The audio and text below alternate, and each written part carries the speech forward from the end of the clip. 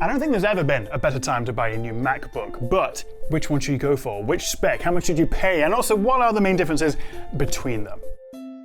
I mean, not only do we have the MacBook Neo, this is the cheapest MacBook they've ever made at $599, and well, $499 if you can get on a teacher and student discount, which actually does apply to all of these. This is a proper game changer, and I'm not just saying that in some annoying YouTuber clickbait way. Yes, it's not perfect, it's not for everyone, I'm not saying that, but I don't think there's a better all-round laptop at this price point, and I will fight you on that. But then we have the MacBook Air, which is almost twice the price of the Neo, $599, $1,099 here in the UK and the US. Obviously, where you live, the pricing may be a little bit different. So what makes it stand out? Well, essentially, you have the M5 chip. It is significantly more powerful. It is also a step up in design. It's definitely smarter looking. It's thinner, better connectivity with MagSafe, with faster ports. We've got higher quality webcam, slightly nicer touchpad, and really importantly, alongside that much more powerful M5 chip, you get 16 gigs of memory and 512 storage as standard, which altogether makes this just a more future-proof laptop. You'll get more life out of this than you will the Neo. Oh, and of course, the Air does come in two sizes. You've got the 13 and the 15.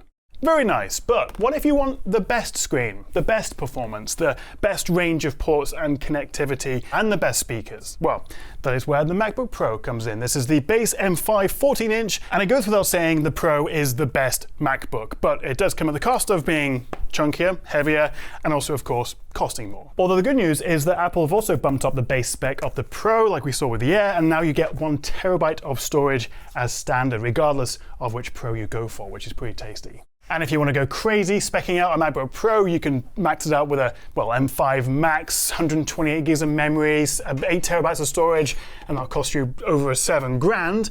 Probably a little bit overkill if you're just watching YouTube. But otherwise, I would say just get the base spec. It'll be more than good enough. And I think that particularly applies to the new M5 Air. Because obviously in the past, and basically with every single one of my MacBook reviews, I've criticized Apple for the old upsell of like, oh, you can get away with buying the laptop, but then you want to spend an extra $200 to get more memory, an extra $200 to get more storage, and then it all just gets a lot more expensive. These prices haven't really gone up. I think the Air is 100 quid more than it was last year, but they've doubled the storage. Compared to what we're seeing on the Windows side of things, the rival laptops, these MacBooks, I think, are the best value they've also ever been. So that's like the high-level stuff. But let's dive a little bit deeper into each one, the pros and cons, and also which one I would actually get. And starting at the, well, bottom end, the MacBook Neo. And for students, for families, whether it's your kid's first laptop, your parents' last laptop, if it's the new fancy reception laptop in the front of your office because you've got the nice new colors. Honestly, for anyone who doesn't need a particular level of performance or maybe connectivity, this is the one to get, and this is absolutely going to eat into the MacBook Air's sales. I think this is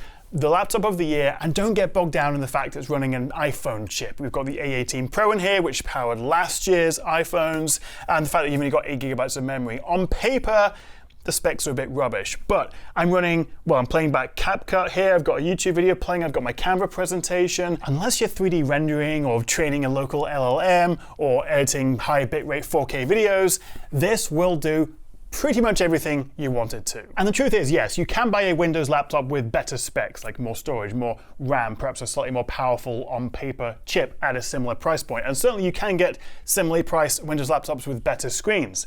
But as an all-round laptop, when you take into account how nice the keyboard and touchpad is, how good the screen is, being in the Apple ecosystem and everything that entails with it, and just the little things like the keyboard, keycaps, the touchpad, even the, what do you call these, the grippy things on the bottom, they're all color coordinated with the model you go with. This is blush. It also comes in silver, indigo, and citrus. I am a professional tech content creator, so I hate the fact that I'm saying this, but this has a desirability factor, a joy to it. And if you're going into an Apple store with your kid looking for a new MacBook, $599 goes down a lot easier than $1099 with a MacBook Air. So what's the catch? Why is this so cheap? Well, the biggest compromise is the specs, the A18 Pro chip, the fact that you're stuck at 8 gigabytes of memory. This is absolutely fast enough for everyday use, but if you are worried about performance, you want it to last 10 years rather than 5 years maybe, then obviously the step up to the M5 MacBook Air may be worth it. So yes, the performance of this, fine, but you are kind of limited. The screen is also actually a touch smaller. It's 13 inches because we've got the chunkier bezels, although we don't have the notch that the Air gets, which you may prefer. So ever so slightly smaller screen. It's also a little bit less color accurate, and we don't have true true tone. That's where the color temperature can go warmer or cooler based on the sort of ambient lighting around you. Although otherwise it is basically the same 500 nit 60 Hz refresh as the MacBook Air. Also, the connectivity. We only have two main ports, two USB-Cs and a headphone jack. This is not an SD card reader, it's the speaker. We got side-firing speakers. This back one is a good speed USB 3, great for outputting to monitors, and this can only output to one external display at up to 4K 60, plus the screen, so two displays altogether. Fine for most of us. But this front one is a very slow USB 2. Fine for accessories, if you want to plug in a mouse or headphones, and you can charge via this front one as well, importantly. This actually can only charge up to 20 watts, so it does charge slower than the other laptops. But if you're outputting to an external display, if you want to connect a fast SSD drive perhaps, or some other fast peripheral, for more power users, this connectivity may be a little bit of a compromise. The keyboard is lovely to type on, but we don't have a backlight with the Neo's keyboard. So if you're using this late at night, and you can't touch type, then you may struggle a little bit to see some of the keys. Also, the touchpad is not a fancy force haptic touchpad like we have on the Air and the Pro, so you can see it actually physically presses in a little bit into the chassis. Now, normally on Windows laptops with diving board mechanisms for the touchpads, this feels horrible and cheap as it's easier to press at the bottom than the top. But Apple haven't used a diving board here. They've actually created their own touchpad. It's exactly the same pressure required wherever you press. Honestly, it still feels really nice to use. That is not an issue at all. But also, this is just a lock key. We miss out on Touch ID unless you pay the extra 100, which doubles the storage, faster storage as well, and gives you Touch ID. So every time you unlock the laptop, every time you want to download an app or to fill something in Safari or Chrome, normally where I would just place my finger, do Touch ID, I've got to enter my password. So is Touch ID and double the storage worth paying an extra 100? Up to you. If you can afford it, yes, probably. It is quite nice to have. It is a very nice laptop. All aluminium chassis, extremely well built. There's no screen wobble, no flex. Really, really nice. The speakers are also very good on this.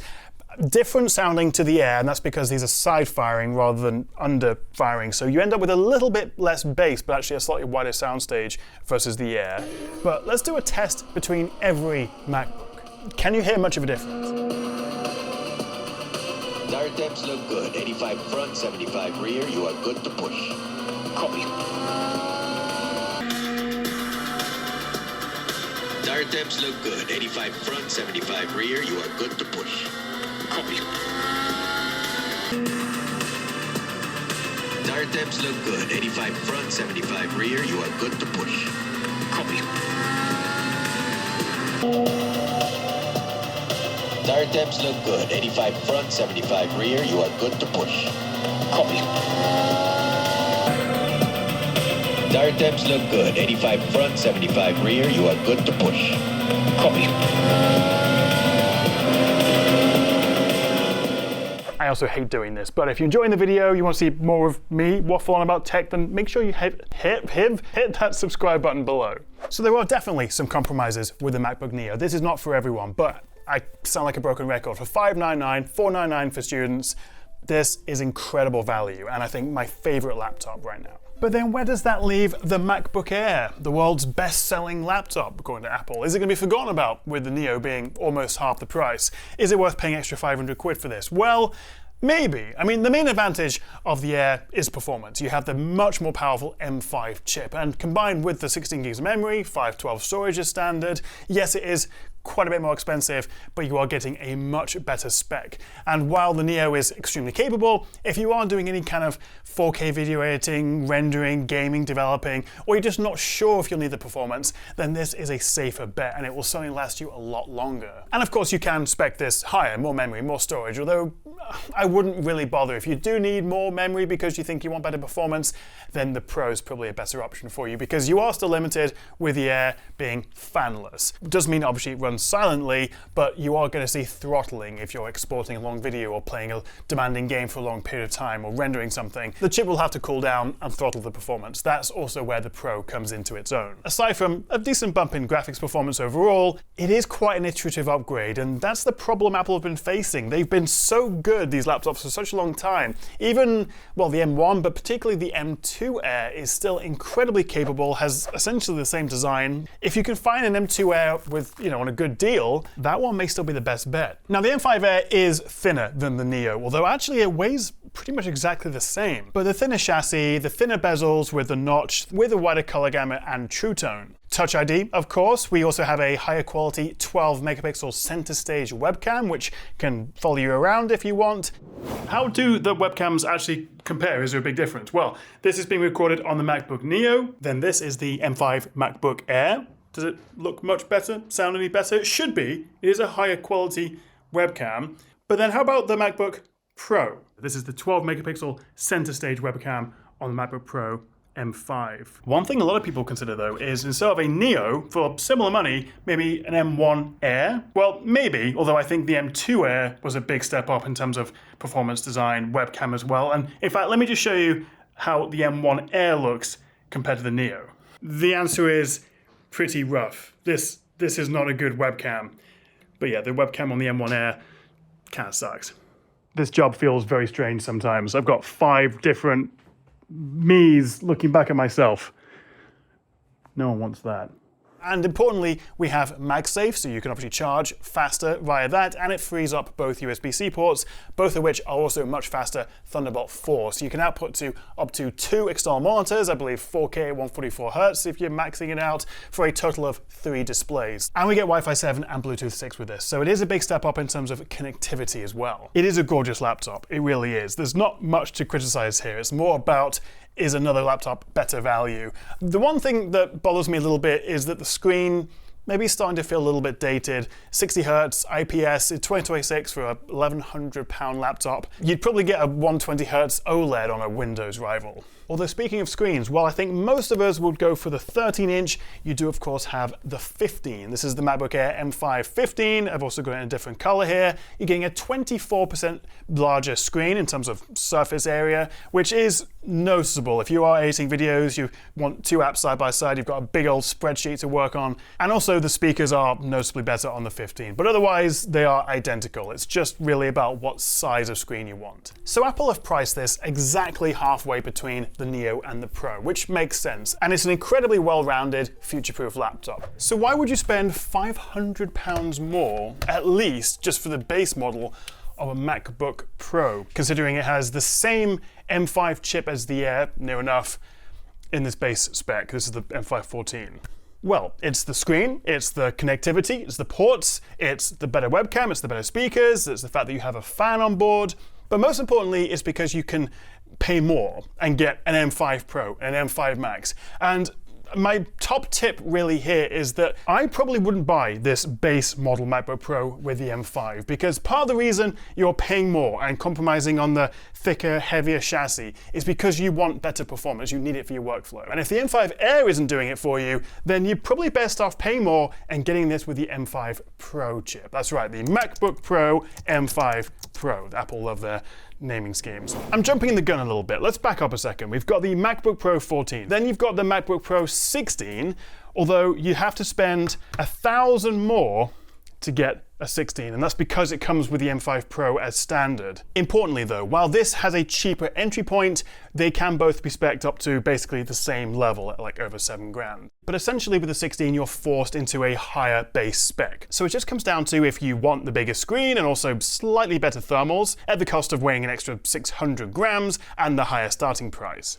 I think most of us are better off with a 14-inch. It's a lot more portable and comfortable to carry around, and then when you are back at the desk, you can just connect it to your external display. It doesn't have to be a fancy $3,000 Studio Display XDR, although it is very nice. Anyway, my recommendation for the MacBook Pro is the 14-inch with the M5 Pro chip and the nano texture screen. I think that's the sweet spot. So the main reasons to get a Pro is the better performance, but also the brighter screen, up to 1600 nits in HDR, it's mini LED, so you get the much better contrast, and it's 120Hz Pro Motion, so everything just feels faster. So if you're doing color-sensitive work, or you care about getting those deeper blacks in movies, or you just want to be able to whack the brightness right up when you're using it outside to make the screen easier to see, and I recommend downloading something like this Vivid app to unlock the full screen HDR brightness on the desktop, the screen by itself kind of makes the Pro worth getting. But wait, there's more. If I open my door behind the camera, get some light in here. That's way too bright. Hello. This is the standard glass on the MacBook Pro. And you can see It is very reflective. If you pay an extra $150, you can get the nano texture display. And look at that. It just reduces the glare, the reflections, it kind of spreads it out. This nano texture option is exclusive to the Pros, and once you try it, you're not going to want to go back.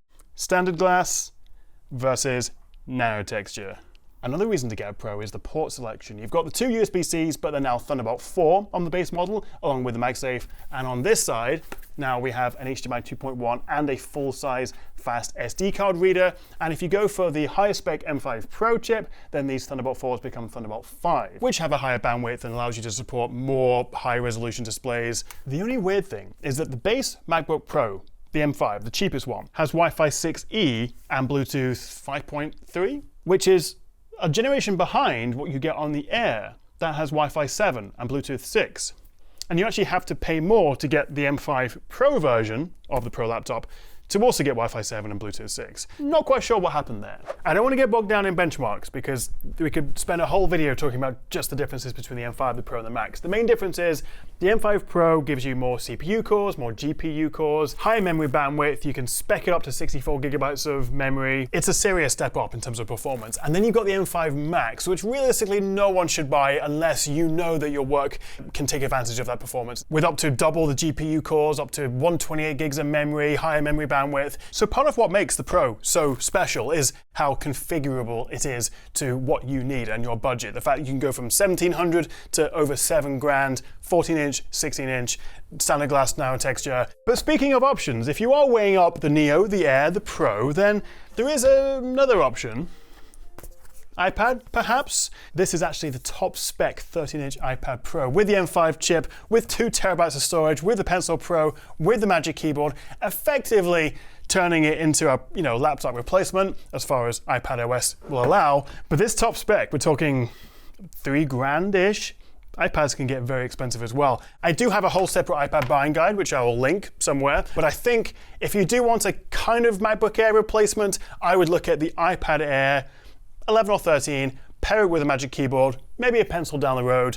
It'll cost similar and actually weigh a similar amount, but it does give you access to a touchscreen, the pencil if you want to draw and doodle. But I think most of us are best served with a laptop. Whichever MacBook you go for, can I give you a couple of quick tips? Do you see here how Lightroom is, well, obviously the 16-inch has a lot more screen real estate, but because you haven't got the pesky taskbar at the bottom taking up room. So particularly on the smaller laptops, if you go to System Settings, Desktop and Dock, and then enable automatically hide and show the taskbar, all you have to do is bring the cursor to the bottom to bring it up, but it means you can now full screen apps and get this extra chunk of screen back at the bottom. Also, by default, double tapping the touch bar doesn't do anything. I want a right click. Settings, scroll down to Trackpad, and then turn on Tap to Click. Now with a double tap of the trackpad, it does a essentially Windows-style right-click for copying, pasting new folders. That is very useful. Oh, and tip number 3, if you're doing a video call, a Zoom, a FaceTime, a Teams, whatever you are doing, open up the little video icon at the top. This will obviously depend on what app you're using, but you'll have this edge light option. Turn that on, and you get the screen brighten up around, giving you a bit of a key light, and you can change the warmth and the size of it, whatever you fancy. But that's a neat little feature with the more recent macOS updates. With all that said, is now a good time to buy one? Well, I think so. We're not going to see a refreshed Air or Neo, at least until 2027. Also, the Pros were just refreshed in January with an M5 chip, and M5 Pro and Max, so everything has been pretty recently refreshed. I think at WWDC in June, we may see updated Mac Minis, iMacs, maybe Mac Studios with the M5 chip, but obviously those are desktop PCs. In terms of MacBooks, I think the first thing we'll see, potentially, is an M6 Pro, and if the rumors are true, it could be called the MacBook Ultra. I would put money on 2027 as well, but we are expecting OLED, maybe touchscreen, M6 Pro Max chips. Is that worth waiting for? Well, there's always something around the corner with tech. If you need a new laptop, now is still, I think, a great time to buy a new MacBook. So that is my little MacBook buying guide. I'm gonna put these down. What do you think? Would you go for a Neo, an Air, or a Pro? Or none of the above? If you've got any other questions, drop a comment as well. Thank you so much for watching, guys, and I'll see you next time right here on the Tech Jam.